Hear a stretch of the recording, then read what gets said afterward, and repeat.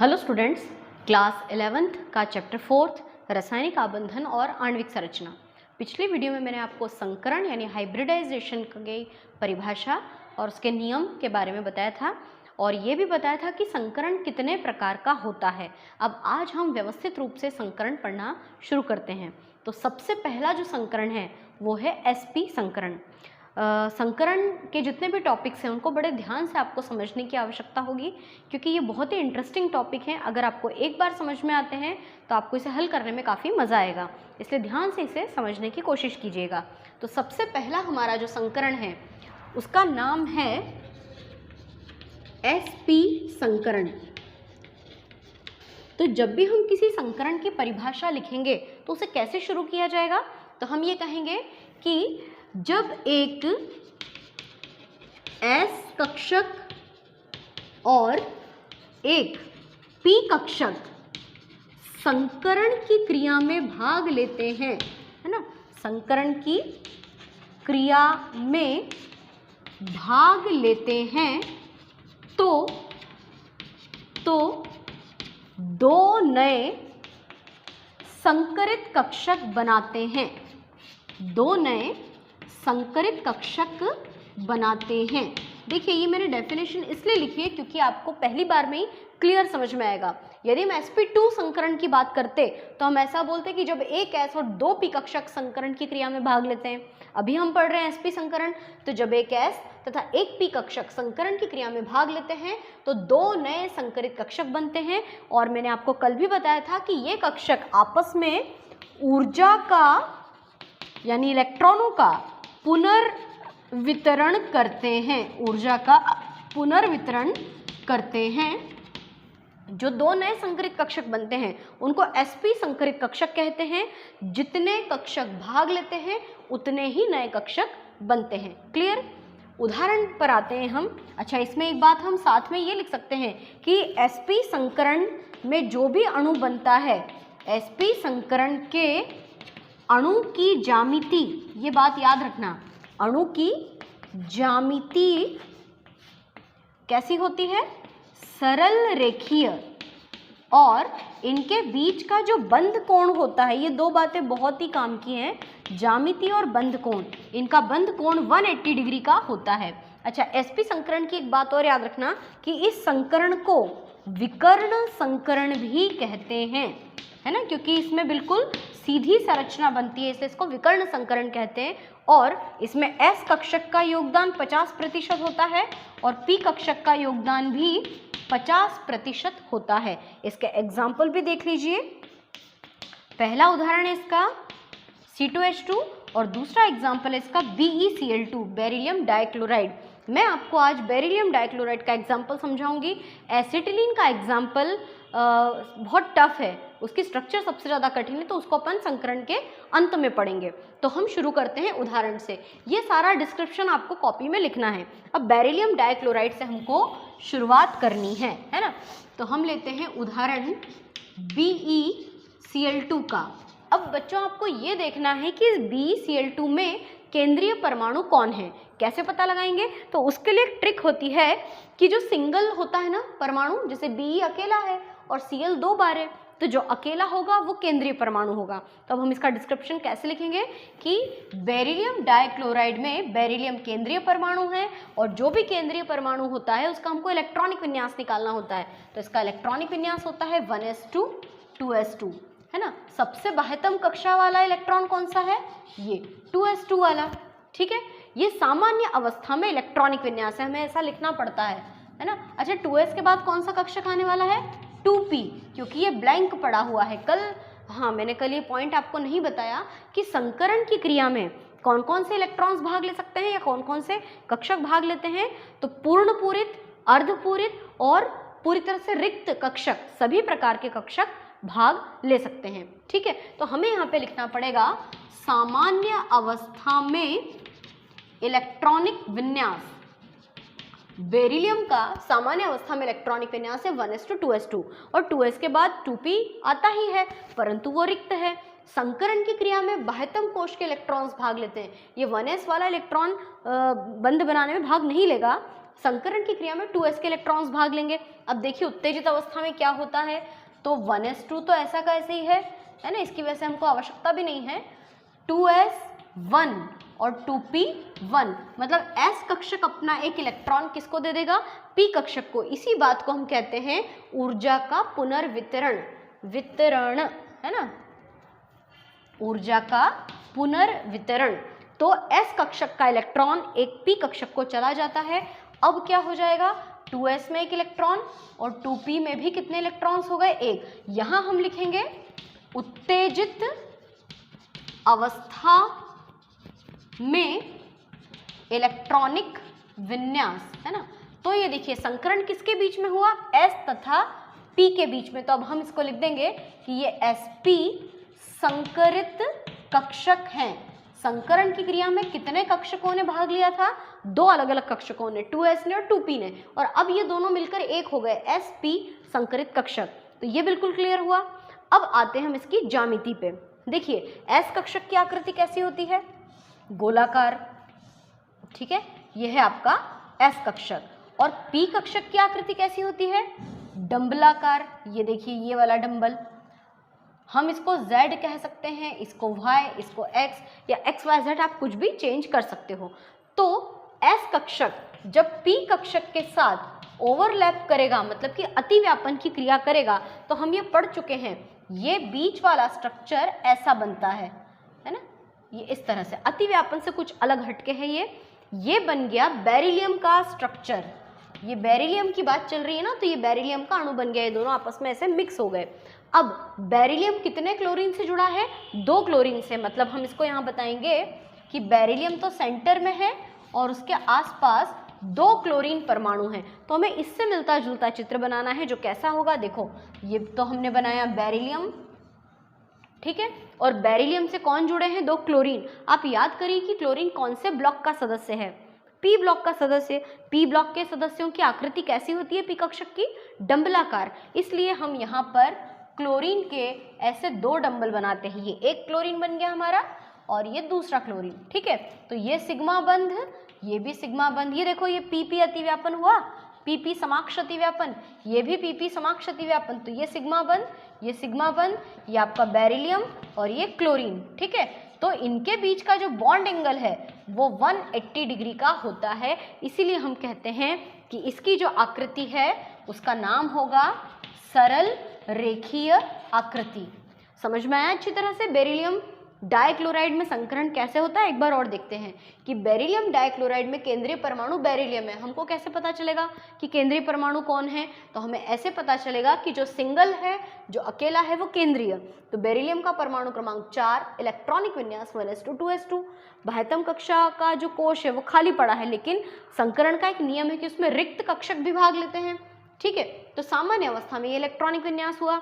अगली बात आती है कि उत्तेजित अवस्था में क्या हो जाएगा, तो जो 1s के जो इलेक्ट्रॉन्स है वो तो बंध बनाने में भाग नहीं ले रहे हैं, लेकिन जो 2s कक्षक का एक इलेक्ट्रॉन है वो अगली कक्षा में चला जाता है, तो 2s1 2p1। तो संकरण किनके बीच में हुआ, एक s और एक p कक्षक के मध्य। s कक्षक की आकृति गोलाकार, p कक्षक की आकृति डंबलाकार। जब इन दोनों में ओवरलैपिंग होगा तो ऐसी आकृति बनेगी जो कि बेरिलियम की होगी।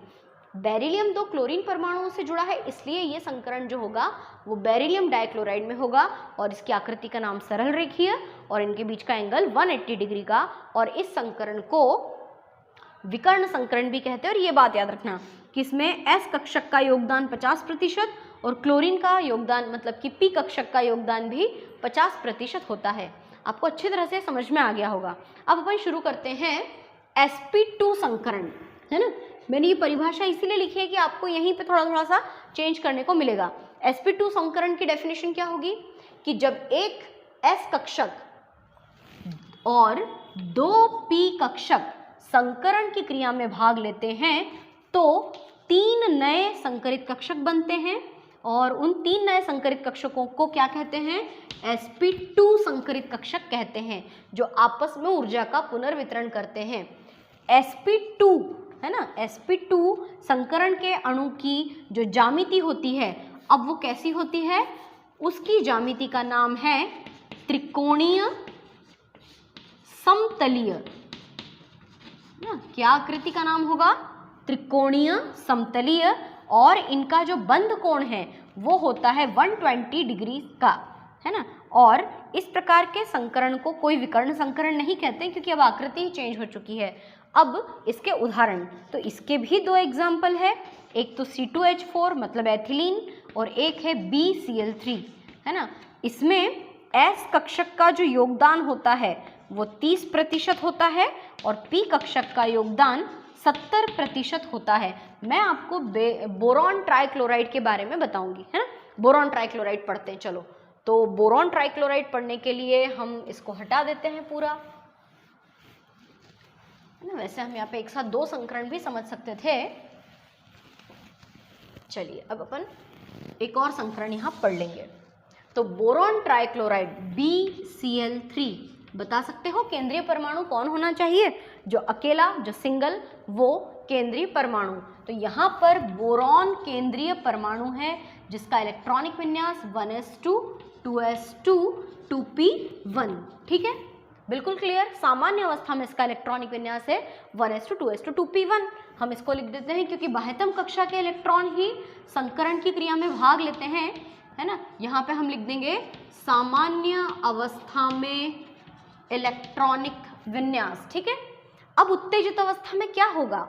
ऊर्जा का पुनर्वितरण। ये S कक्षक अपना एक इलेक्ट्रॉन P कक्षक को दे देगा, है ना। तो नेक्स्ट स्टेप क्या लिखेंगे अपन? 1s2 2s1 2p2। S कक्षक का एक इलेक्ट्रॉन P कक्षक के अगले दो, ये देखो P में एक तो पहले से ही था, एक और आ गया, ये है उत्तेजित अवस्था का इलेक्ट्रॉनिक विन्यास। अब देखना जरा संकरण किन किन के बीच में हुआ है? एक S और दो P कक्षकों के बीच, तो ये बन गए तीनों sp2 संकरित कक्षक। देखो संकरण की क्रिया में कितने कक्षकों ने भाग लिया? एक S और दो P कक्षकों ने भाग लिया, तो कुल नए कितने बने? 3 संकरित कक्षक बने।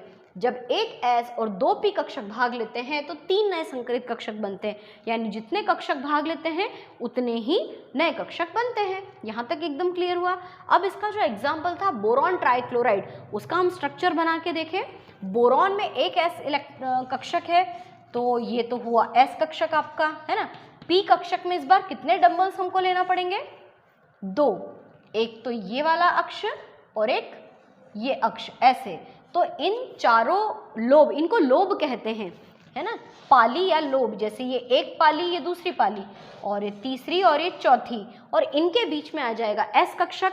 तो देखिए इसकी आकृति कैसे होगी? 1 2 3, और ये S कक्षक इसके अंदर चला गया।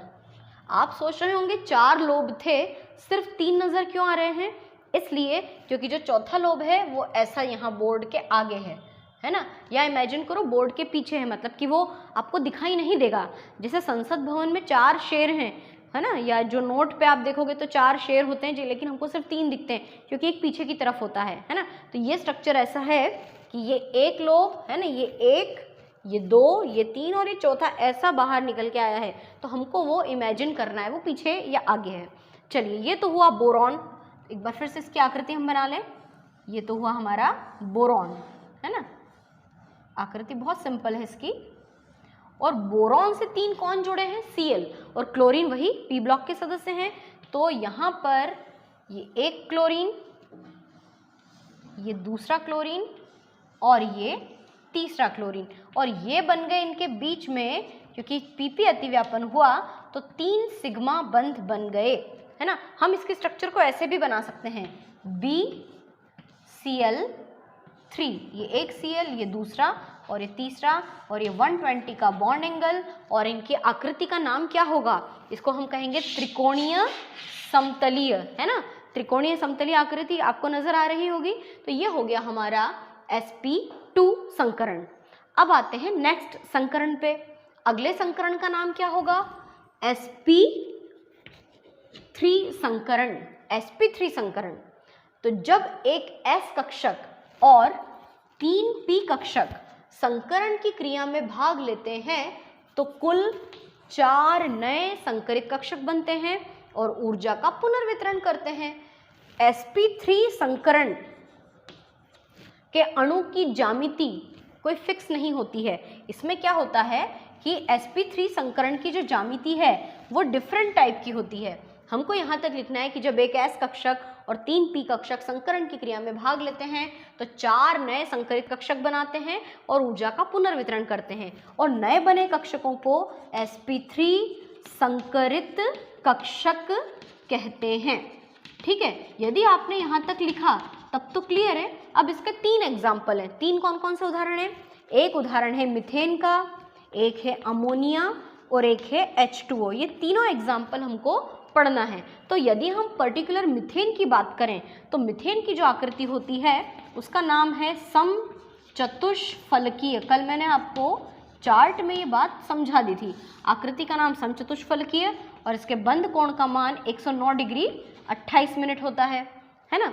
अगर NH3 की आकृति की बात करें तो उसकी आकृति का नाम है पिरामिडीय और इनमें जो बंध कोण होता है वो 109 से घटकर 160 डिग्री रह जाता है। और H2O की जो आकृति है वो या तो V है या विकृत है या कोणीय है ना। और इसका जो बंध कोण है वो 104 डिग्री 5 मिनट का होता है। और ये जो दोनों संकरण हैं ये थोड़े से स्पेशल हैं। ये VSEPR सिद्धांत पर आधारित हैं। तो पहले मैं आपको मीथेन यानी CH4 में संकरण को समझाती हूँ, है ना। यहाँ पर बहुत इजीली अपना CH4 का संकरण क्लियर हो जाएगा। तो शुरू करते हैं हम कि CH4 में केंद्रीय परमाणु कौन दिख रहा है हमको? कार्बन। परमाणु क्रमांक 6, इलेक्ट्रॉनिक विन्यास 1s2, 2s2, 2p2। यहाँ क्या लिख देंगे हम? सामान्य अवस्था का इलेक्ट्रॉनिक विन्यास। ठीक है, सामान्य अवस्था का इलेक्ट्रॉनिक विन्यास, तो इसमें 2s2 और 2p2। यहाँ तक क्लियर। उत्तेजित अवस्था में क्या हो रहा है हर बार कि 2s कक्षक का एक इलेक्ट्रॉन 2p कक्षक को दिया जा रहा है। तो उत्तेजित अवस्था में हो जाएगा 1s2, 2s1 और 2p3, मतलब s कक्षक ने अपना एक इलेक्ट्रॉन p कक्षक को दे दिया। तो ये हो गया 2s1 और ये हो जाएगा 2p3। यहाँ हम लिखेंगे उत्तेजित अवस्था का इलेक्ट्रॉनिक विन्यास, है ना। तो संकरण किन किन के बीच में हुआ? एक s कक्षक और 3 p कक्षकों के मध्य, यानी sp3 संकरण यहाँ हुआ और ये नए बने कक्षक कहलाते हैं sp3 संकरित कक्षक। इतना क्लियर हो गया। अब बनाते हैं हम इसकी आकृति। तो वही इमेजिनरी आकृति होगी कि भाई एक तो s कक्षक है और इस बार p कक्षक में कितने लोब हैं? x, y और z सभी संकरण की क्रिया में भाग ले रहे हैं। यही जो पॉइंट है लास्ट वाला कि संकरण एक कल्पना मात्र है, तो यही काल्पनिक आकृतियां हैं, है ना। तो देखिए कैसी आकृति बनेगी? 1, 2, 3 और ये 4। ये तो बन गया आपका कार्बन। ठीक है, ये कार्बन परमाणु है सेंटर में। 1, 2, 3 और 4। ठीक है, और कार्बन से 4 कौन जुड़े हैं? हाइड्रोजन। और याद करो हाइड्रोजन कौन से ब्लॉक का सदस्य है? एस ब्लॉक का। एस कक्षक की आकृति कैसी होती है? गोलाकार। इसलिए हम यहाँ 4 गोले बनाएंगे। 1, 2, 3 और ये 4। और ये चारों कौन है? हाइड्रोजन परमाणु। और ये कौन सा अतिव्यापन हुआ? sp अतिव्यापन। और sp अतिव्यापन में कौन सा बंध बन जाएगा? सिग्मा बंध। ठीक है, इसकी आकृति को हम ऐसे भी बना सकते हैं। ये 4 हाइड्रोजन परमाणु हमारे, है ना। तो ये आकृति बनेगी ऐसी। इसको कहते हैं हम समचतुष्फलकीय आकृति। और इनके बीच का जो बॉन्ड एंगल होगा वो कितने? 109 डिग्री 28 मिनट का होता है। और आकृति का नाम क्या कहलाएगा? समचतुष्फलकीय, है ना। तो ये मीथेन में संकरण और मीथेन में आकृति, जो कि अमोनिया और H2O से अलग है। तो ये रहा मीथेन का संकरण। अब आइए हम NH3 और H2O में भी संकरण को समझ लें। वैसे इन दोनों संकरण को समझने के लिए हमें संयोजकता कोश इलेक्ट्रॉन युग्म प्रतिकर्षण सिद्धांत को समझना चाहिए, लेकिन मैं आपको यहाँ शॉर्ट फॉर्म में बता दूं कि जो VSEPR थ्योरी है ना, VSEPR थ्योरी को हम डिटेल में पढ़ेंगे। V का मतलब वैलेंस, S का मतलब शेल, है ना। लिख देती हूँ मैं पूरा नाम, valence shell electron pair, pair मतलब कि जोड़ा, इलेक्ट्रॉन पेयर रिपल्शन और थ्योरी, है ना। हिंदी में क्या कहेंगे इसको हम, इलेक्ट्रॉन युग्म, संयोजकता कोश इलेक्ट्रॉन युग्म प्रतिकर्षण सिद्धांत। ये सिद्धांत ये कहता है कि संकरण की क्रिया में अभी तक हमने जो 3 उदाहरण देखे, कौन कौन से 3 उदाहरण देखे हम लोगों ने अभी तक, BeCl2, BCl3 और CH4। अभी तक हमने जो उदाहरण देखे इनमें बाह्यतम कक्षा में जो सामान्य अवस्था और जब अपन उत्तेजित अवस्था लिख रहे थे तो सारे इलेक्ट्रॉन अयुग्मित थे जो कि बंध बनाने में भाग ले रहे थे। परंतु valence shell electron pair repulsion theory ये कहती है कि अब आपको बाह्यतम कक्षा में कुछ इलेक्ट्रॉन के जोड़े दिखाई देंगे और क्योंकि वो इलेक्ट्रॉन जोड़े में रहेंगे तो वो बंध बनाने में बिल्कुल भी भाग नहीं लेंगे। तो देखते हैं कैसे। शुरू करते हैं हम NH3 से, अमोनिया, है ना। NH3 में बात तो वही लिखना है कि जब एक S कक्षक और 3 P कक्षक संकरण की क्रिया में भाग लेते हैं तो 4 नए संकरित कक्षक बनते हैं और इसका एग्जाम्पल है अमोनिया। अमोनिया में केंद्रीय परमाणु होगा हमारा नाइट्रोजन जिसका परमाणु क्रमांक होगा 7, इसका इलेक्ट्रॉनिक विन्यास होगा 1s2 2s2 2p3, है ना। 1s2 2s2 2p3 हो गया टोटल 7। ये है हमारा सामान्य अवस्था का इलेक्ट्रॉनिक विन्यास। उत्तेजित अवस्था में क्या हो जाएगा, उत्तेजित अवस्था में होगा, हम इसको थोड़ा सा इधर साइड से लिखते हैं ताकि हम H2O का संकरण भी क्लियर कर सकें, है ना। तो अमोनिया, नाइट्रोजन, इलेक्ट्रॉनिक विन्यास, सामान्य अवस्था का 1s2 2s2 2p3। उत्तेजित अवस्था में क्या हो जाएगा 1s2 2s1 2p4, है ना। मतलब देखो इसको लिखने के पहले हमने बॉक्स नहीं बनाया, 2s में एक इलेक्ट्रॉन है, 2p में कितने इलेक्ट्रॉन है 3। हम यहाँ लिख देंगे सामान्य अवस्था का इलेक्ट्रॉनिक विन्यास। उत्तेजित अवस्था में क्या हो जाएगा 1s2 2s1 और 2p4। S कक्षक ने अपना एक इलेक्ट्रॉन P कक्षक को दे दिया। तो देखो 1 2 3 तो पहले से ही थे, अब जो नया चौथा इलेक्ट्रॉन आया है वो कहाँ आएगा, इस कक्षा में। तो ये किस किसने संकरण में भाग लिया, sp3 कक्षक, है ना। संकरण तो हुआ sp3 और नए बने कक्षक जो है वो sp3 कक्षक कहलाते हैं। कुल कितने कक्षक है 1 2 3 4। अब यहाँ हमको एक बात लिखनी होगी कि sp3 संकरित कक्षकों में से 3 कक्षक में अयुग्मित इलेक्ट्रॉन है और ये तीनों अयुग्मित इलेक्ट्रॉन हाइड्रोजन के साथ बंध बनाने में भाग लेते हैं, परंतु ये जो इलेक्ट्रॉन युग्म है ये पहले से ही युग्म में है तो ये बंध बनाने में भाग नहीं लेता है, उल्टा इनको परेशान करता है, प्रतिकर्षण करता है। देखो कैसे, ये नाइट्रोजन का 1 2 3, ये तीनों तो हाइड्रोजन के साथ बंध बनाने में भाग ले रहे हैं, इसीलिए तो इनका बंध कोण जो है वो घटकर 107 हो गया। इसकी एक और आकृति मैं आपको बना के बताती हूँ। ये तो नाइट्रोजन का एक लोब है, ये दूसरा, ये तीसरा, ये चौथा, और यहाँ तो हमको हाइड्रोजन बनाना है ना। ये तो हाइड्रोजन है और ये कौन सा बंध बन गया यहाँ पर, सिग्मा बंध, है ना। तो अब आपको समझ में आ गया होगा कि electron shell, valence shell electron pair repulsion theory का मतलब ये है कि संयोजकता कोश में इलेक्ट्रॉन पेयर यानी इलेक्ट्रॉन का जोड़ा है जो कि बंध बनाने में भाग नहीं लेता है, उल्टा प्रतिकर्षण करवाता है। इसीलिए तो बंध कोण 109 से घटकर अब 107 रह गया है। अब बात करते हैं हम H2O में संकरण की। H2O में संकरण देखने के लिए केंद्रीय परमाणु कौन होगा, जो अकेला है वो केंद्रीय परमाणु है, मतलब कि ऑक्सीजन केंद्रीय परमाणु है जिसका इलेक्ट्रॉनिक विन्यास 1s2 2s2 2p4। सामान्य अवस्था में ऑक्सीजन का इलेक्ट्रॉनिक विन्यास 1s2 2s2 2p4 होगा, है ना, इस तरह से। लेकिन जब हम उत्तेजित अवस्था में आएंगे, देखिए 2p4 मतलब 1 2 3 और 4 इलेक्ट्रॉन। उत्तेजित अवस्था में क्या हो जाएगा 1s2 2s1 2p5। अब तो आप लोग बहुत इजीली फेमिलियर हो चुके होंगे कि हमेशा उत्तेजित अवस्था में S कक्षक का इलेक्ट्रॉन P कक्षक को अपना इलेक्ट्रॉन दे देता है ना। तो ये हो जाएगा 2s1 और 2p5, 1 2 3 4 और 5 हो गए 5 इलेक्ट्रॉन्स। अब आप ही सोचिए कि संकरण किन किन के बीच में हुआ, एक S और तीनों p कक्षक, तो संकरण तो sp3 है और संकरित कक्षक का नाम भी क्या होगा, sp3 संकरित कक्षक। परंतु अब आप ये देखिए कि संकरण की क्रिया में सिर्फ ये 2 इलेक्ट्रॉन्स भाग लेंगे जो कि अयुग्मित हैं। ये दोनों इलेक्ट्रॉन जो हैं वो जोड़े में हैं, जैसे कि यहाँ पर ये एक इलेक्ट्रॉन जोड़े में था, इलेक्ट्रॉन पेयर मतलब कि इलेक्ट्रॉन युग्म जो कि रिपल्सन शो करता है, रिपल्सन यानी कि प्रतिकर्षण। तो प्रतिकर्षण के कारण ही इसकी जो आकृति है वो समचतुष्फलकीय न होकर पिरामिडीय हो गई थी।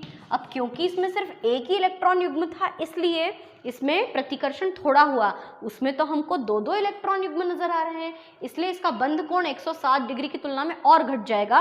तो देखिए ऑक्सीजन की आकृति कैसे होगी, ये एक ऑक्सीजन परमाणु, ये एक, ये 2, ये तो इलेक्ट्रॉन युग्म हो गए, है ना, और ये 3 और ये 4, आप चाहें तो इसको भले ही ना लिखें, और यहाँ पे एक हाइड्रोजन और यहाँ पर एक हाइड्रोजन परमाणु, है ना, और ये बन गया हमारा सिग्मा बंध।